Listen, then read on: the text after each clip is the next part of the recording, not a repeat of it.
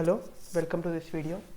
In this video, we will be talking about our software engineering project, Patient Personal Record Management System, PPRMS for short. This is Group 6 and our group consists of Abhinav Duvuri, Dheeraj Malisetti, B. Vivek, Ashok K and Prem. So without any further ado, let's get started. So what is the problem and why did we come up with PPRMS? The problem is that there is no integrated application across various hospitals, both government and private, to maintain information on patients' medical records, which would enable patients to visit hospitals without having to worry about their medical records. And this is extremely important in case of emergency situations. So to combat this problem, PPRMS, which is Patient Personal Record Management System, is our idea which we have presented, and this would help in consistently maintaining patients' medical record information and would largely solve this problem.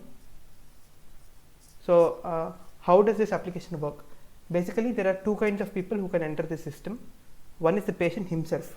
He can add, delete or modify posts. So what is a post? A post is a report or a health problem.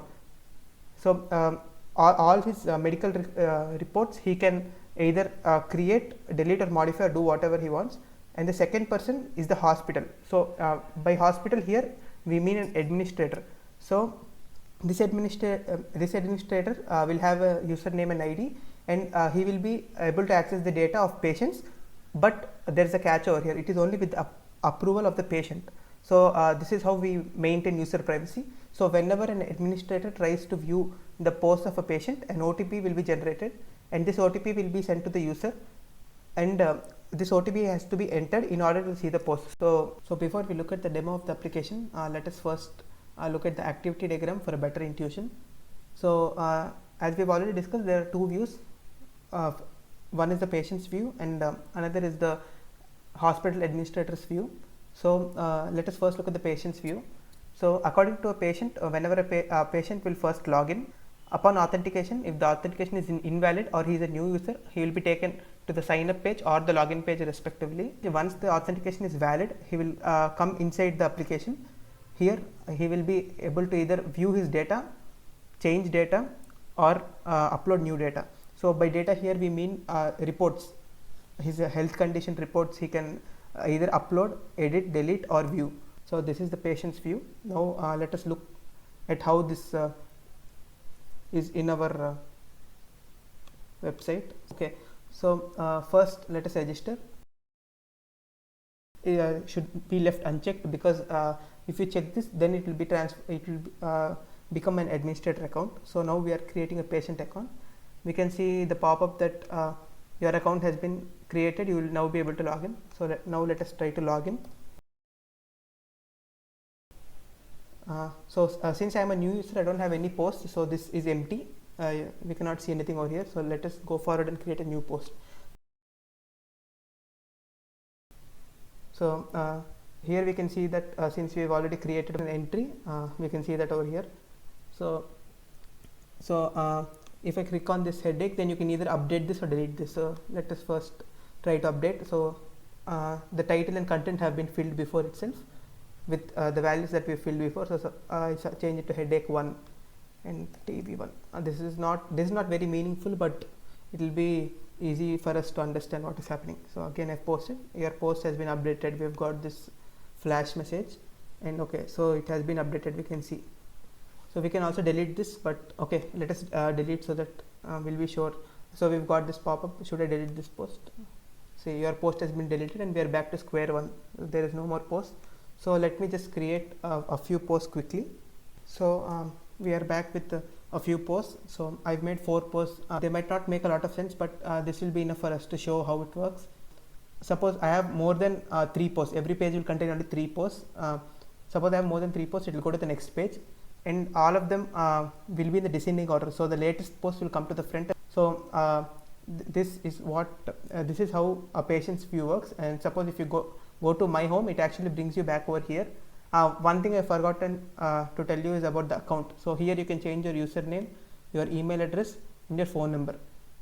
So you can also choose a profile picture. So our normal profile picture is this one. This is what is given to everyone when they sign up. So let us go ahead and choose a file. So I'm choosing this one. It says your account has been updated. So now whenever you see your post, your profile picture will be there in a nice circle. So that's it for the patient view. Now let us look at the hospital administrator's view. So in the similar to the patient, even the hospital administrator will first log in, and then upon authentication, if the authentication is invalid, then he'll have to go again and log in. And once if the authentication is valid, he can either go to the history or add a new patient. So to whenever he adds a new patient, there is an OTP verification, and then he can add patients data into the database or the system, and he can also view the history. By history here we mean that a patient's history. So suppose a patient has 5 or 6 reports. Let's look at how this works. Before we look at how this works, let us just have a look at the database, how it is stored. So this is our database. These are the different posts. Before post, these are our different users. Testing is the user that we have just created. The above users are things I have created before the videos, so that it will be easier for us to see. Okay, so if a person is an administrator, then this admin column will be 1, otherwise 0. So there is only one administrator now with the name Abhinav and email and this email. So one thing we can see over here is that the passwords are hashed. These are hashed so that anyone with if anyone gets the access of the database, they won't be able to get the passwords, which is very dangerous. This is how the database looks. And for and here we can see we can also see the post. So we made a post about eyesight, so that is stored over here. So our user ID, the user ID for testing which we created is ID 7. Here we can see testing. So this is the with the foreign key constraint in post, this will be stored. So see, user ID 7, watching too much of TV. This was our first one and this was our last one. So all of them are stored in order. This is how the database works. So instead of creating another new administrator, let me just use this username for an administrator.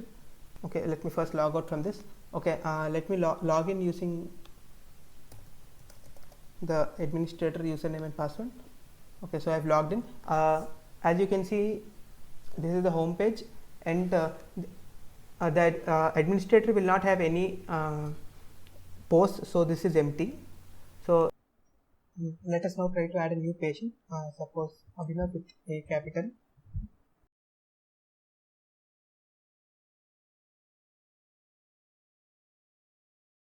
So let me post this. Let me make this full screen. You can see that we've got OTP got successfully.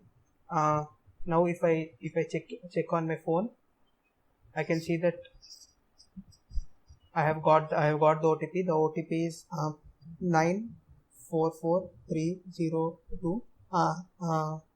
Okay, let me enter that 944302. It works perfectly. It says the post has been saved. So now if you want to see the post in real time, you can't do that. One thing you can do is a search operation. So it is asking you to enter the name of the candidate you want to search. The candidate in this case is Abhinav with a capital. So if we search him and hit search, you can see that I have got the OTP. The OTP is 310999. So let me type that in. So it says the OTP has been verified and the OTP has been worked, and you can see the latest thing, the one which I have written. So cough, nothing to worry about.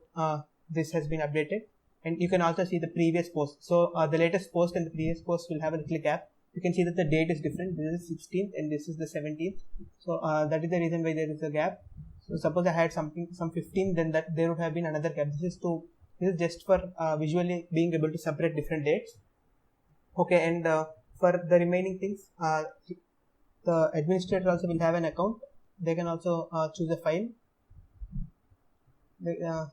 They can also choose the profile picture. Maybe this time we'll use hi. Okay, we'll use this. We update. You can see this was an overview of our website and how it works. So now let us start with the code walkthrough. So let me just open my Sublime Text here. Okay. So if you can see in the top left part, you can see that this is the Flask SE project. Since it has been done in Flask, we've named it Flask SE project. So inside the Flask SE project, there's another folder, Flask SE project, and there are these Python files. So run.py is the file which starts the whole website. So templates are the different HTML files which will be running. All these have to be stored in the templates file. Static are the images. Images are the ones which we are using for profile pictures, and main.css. So CSS files and images are static, hence they have to be stored in static. This is a feature of Flask. So forms.py. Here we can see that here we can see forms.py. Forms.py contains the different forms: a registration form, login form, update account form. So these are the different forms. Registration form is used when we register. So it has different components like username, email, password, submit, mobile number, admin, all that. And here we have a few functions which will validate the username, validate the email address, and so on. Similarly, we have one for login, one for update account form, and so on. So search form. If wherever we find a box in which we can type in, there is a form for that. Next, let us look at the models.py. So models.py, here we are using this models.py in order to detect our different databases. So we have two different classes. One is the user class and one is the post class. So each table in the database is a class. When we use SQL Alchemy, SQL Alchemy is what we are using in this project. The user will have all these attributes stored in the database. Similarly, we also have another post class, and this stores the ID, title, data posted, date posted, content, user ID, etc.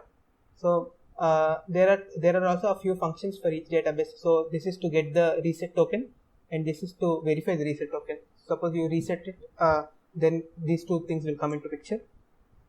After this, we have routes.py. So let us look at routes.py. So this is the brain of the whole project. So here we have all the different routes. So the normal /1, /home, /about, /register. So this /register is when you register. When you click on register, you are taken to this page. So we have already seen that the templates contain the HTML files. This is like the brain. So this contains all what has to happen. This contains the logic. These are just HTML files which are rendered whenever these functions are called. So register, login, logout, save picture. So the images which you are setting as profile pictures are saved using this function. This function was written by me and Dheeraj. This is pretty much how it works. So let me take the example of one of the routes to explain all the other routes. Let me take the example of login. Definition login. So if current user is authenticated, then you will redirect them to home, or else we will call the login form as form, and then when the user submits the form, then we query the database in order to get the first user with this name. If user and bcrypt, so this bcrypt check hash function checks the user password and the form data. The form.password.data is what the user enters in the login form, and user.password is the hashed version which is stored in the database which you have seen before. So then suppose this happens, then we log in the user. This login user is a function which has been imported from Flask called Flask login. So from Flask login we are importing login user. Current user is also we have imported. Current user basically tells which user is currently using the session. Logout user will log out the user, and login required. So login required can be used as a decorator, which we've used here. So whenever we say login required, this page /home will only be activated if a person is logged in. So that is how these login required works. So this is pretty much how the code is running. We have everything in this routes.py file, and each route has its own HTML file which will be rendered when it is called. See, suppose whenever return render template is called, search result.html. So search result.html will be rendered. So this is pretty much how the code works. Now let us get back to our presentation. So code walkthrough is done. Now we'd like to talk about a few challenges we faced. The first and foremost challenge we faced was it is not in the order properly. So, but the first thing was, should it be SSAD or OOAD? So as soon as we started, we thought that maybe an SSAD project would be easier to do. But as soon as we understood more about our problem statement and more of how we had to implement it, we understood that OOAD would be very much better, because object-oriented way helps us treat each and every part of our project as a different object, which would help us, which would make it easier for us to code. And the next challenge we faced was which framework to use. So first of all, we thought of Django. All five of us are very good in programming in Python, so we thought we should use Python. So that was one more reason why we took OOAD. Okay, so we thought of either using Flask or Django. So we didn't use Django because we were not particularly very good web developers. So we wanted a point to start off, and we thought Flask would be easier to learn. So next, deciding who will do what, splitting work among ourselves was actually not very difficult, but it was a challenge because everyone was very eager to do everything. So we had to make sure that everyone gets their own work and it is done before the required time. Next, hashing passwords. So this was one more problem. We didn't know how to hash passwords properly. We thought of writing our own functions. We even came up with one or two functions, but then we found bcrypt, which helped us write this hashing functions. OTP generation. So we thought of using Twilio in the beginning, but Twilio's free version in India is currently disabled. So we had to use something called Way2SMS. Then the biggest challenge I would say which we faced was testing the different methodologies. So initially we thought that we could test the whole code at once and it would work just fine, but then we found a lot of bugs. All five of us took a lot of time to debug. It almost took us around 5 to 6 days to debug this project. So there were a lot of bugs in the beginning. We all took our time. We slowly but steadily made sure that we cleared all those bugs and made sure that the project was working fine. So now let's come to the individual contributions. So let me start with Prem. So Prem made the second weekly report. The first weekly report was made by Vivek. Basic structure development of the project along with Ashok. He had done the basic structure development. He made the login page. He made the sequence diagram along with Dheeraj. Project specifications Prem did along with Ashok. User stories he did it with me, alongside me. He helped in testing the code. So next let's go to Vivek's contributions. Vivek made the first weekly report, as I already mentioned. He made the UI design. He made use case diagrams alongside Dheeraj. Then he also worked on basic structure development with Prem and Ashok. He helped find a lot of bugs. He also made the basic layout page. Next, let us look at Ashok. Ashok made the fourth weekly report. He made the initial project plan, the first iteration. We had 5 or 6 iterations, I guess. Because of this is agile development. Because this is agile development, it is very easy for us to keep changing things. If you would have used something else like waterfall or something, it would have been very difficult.